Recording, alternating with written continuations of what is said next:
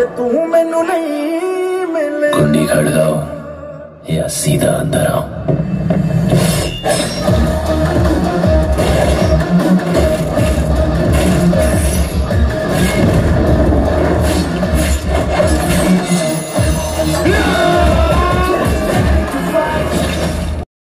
Odisha plus खबर ही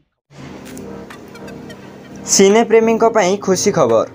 दीर्घ वर्ष पर भंजनगर पुणी खोलिला सिनेमा हॉल।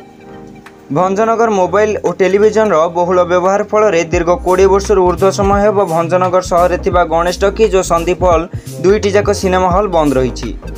फल बहु चलचित्र प्रेमी एठारे सिनेमा देखार वंचित रही।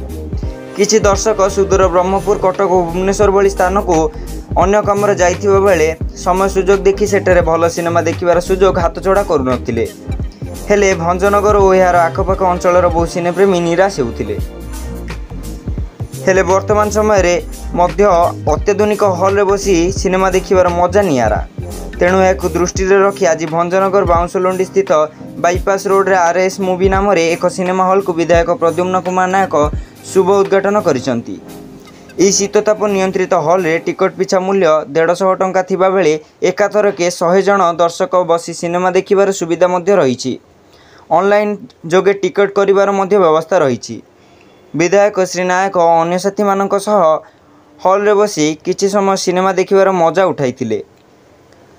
आगामी दिन में दर्शकों चाहिदा मुताबक सिनेमा प्रदर्शन सह अन्यान्य सुविधा जोगाई दिया जिवो बोली हॉल मुख्य मोहन सिंह कहिसंती। भंजनगर अशोक कुमार नायकों रिपोर्ट ओडिशा प्लस।